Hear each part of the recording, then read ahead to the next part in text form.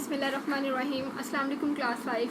उम्मीद करती हूँ आप सब लोग खैरियत से होंगे। जी बेटा, लास्ट वीक में हमने हिकायत सादी की रीडिंग की थी, आज हम उसको कंटिन्यू करते हैं।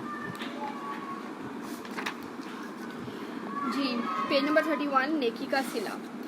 ज़ोदान नामी बादशाह का एक वज़ीर बड़ा नेक सीरत और खुश खसलत था। खुश खसलत उसकी आदत, उसकी खूबी बहुत अच्छी थी। किरदार, बादशाह इसकी बड़ी इज्जत करता था। एक दिन वज़ीर से इत्तफ़ाक़न गलती हो गई जो बादशाह को बुरी लगी। नतीजतन उसके नतीजे में उसकी सारी जायदाद जब्त कर ली, अपने कब्ज़े में कर ली, उसे कैद में डाल दिया। तो उस आड़े वक्त में, मुश्किल वक्त में इसकी वो नेकियां काम आईं जो वज़ीर होते हुए उसने लोगों से की थी। वो सिपाही और अहलकार वहाँ के मुख्तलिफ कामों को संभालने वाले इसके मददगार हुए, जिन्हें इसकी ज़ात से कोई ना कोई फ़ायदा पहुँचा था। इस तरह इसे महसूस ना हुआ कि वो कैद में है। इसी दौरान पड़ोसी हमसाया मुल्क, नेबरिंग कंट्री मुल्क के बादशाह ने अपने एक ख़ास आदमी के हाथ कैद में पड़े वज़ीर के नाम एक ख़त भेजा, जिसमें लिखा कि हमें ये जानकर बहुत अफसोस हुआ है कि तुम जैसे काबिल कदर, मतलब कदर के काबिल, इज़्ज़त के काबिल और नेक वज़ीर को कैद करके जलील किया गया। अगर चाहो तो तुम्हारी रिहाई का इंतज़ाम किया जाए, हम तुम्हें अपना वज़ीर बना लेंगे। अगर तुम्हें ये बात मंजूर हो, मगर अगर तुम्हें कबूल हो तो हमें फ़ौरन आगाह करो, हमें बताओ, जवाब दो। कैदी वज़ीर ने यह ख़त पढ़ा तो इसकी पुश्त पर उसके पीछे लिख दिया कि हुजूर ने मेरे हाल पर मेहरबानी फरमाई। मतलब उसको बादशाह, दूसरे मुल्क के बादशाह को कह रहा है कि मैं बेहद शुक्रगुजार हूँ, लेकिन तकलीफ़ से घबराकर अपने आका से बेवफाई करना मुझे मंजूर नहीं। पड़ोसी बादशाह के कासिद की आमद का हाल इत्तफाक से एक ऐसे शख्स को हो गया जो कैदी वज़ीर से अदावत रखता था, दुश्मनी रखता था। इसने फ़ौरन बादशाह को इत्तला कर दी कि कैदी वज़ीर फ़लाँ बादशाह, फ़लाँ मतलब नाम बताकर, से मिलकर हुजूर के ख़िलाफ़ साजिश कर रहा है। बादशाह ने सिपाही भेज कर इस कासिद को पैगाम पहुँचाने वाला, पैगाम लाने वाला को गिरफ़्तार करा लिया, जो वज़ीर का जवाब लेकर जा रहा था। बादशाह ने फ़ैसला कर लिया था कि अगर साजिश की बात सच निकली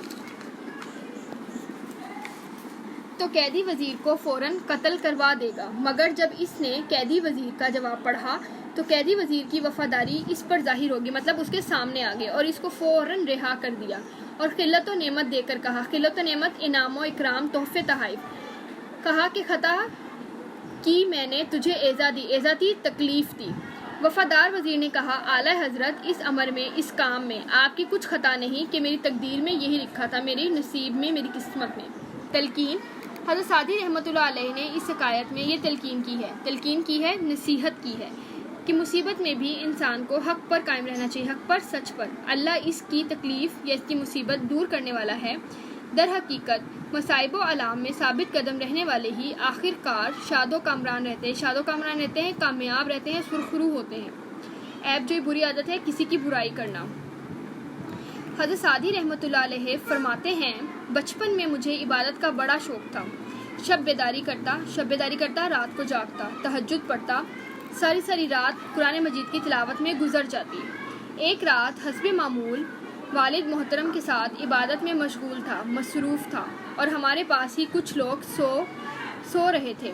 मैंने इनकी ये हालत देखी तो कहा कि इनमें से कोई सर नहीं उठाता, बंदगी माबूद बजा नहीं लाता, सर नहीं उठाता, कोई नहीं जागता और अल्लाह ताला की इबादत नहीं करता।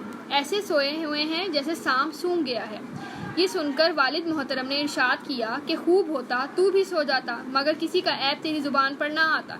वो कहते हैं कि अच्छा होता कि तू भी सोता रहता, किसी की बुराई तो ना करता, क्योंकि जब हम कोई इबादत करते हैं उसके साथ किसी की बुराई करते हैं तो बेटा हमारी कोई इबादत ज़ाया हो जाती है, हमें उसका सवाब नहीं मिलता।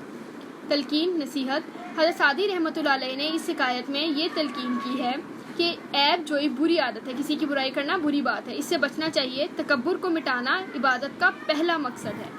जी बेटा, आपने पूरे चैप्टर की अच्छे से रीडिंग करनी है, मुश्किल अल्फाज के मायने को याद करना है। अपना बहुत ख्याल रखें। अल्लाह।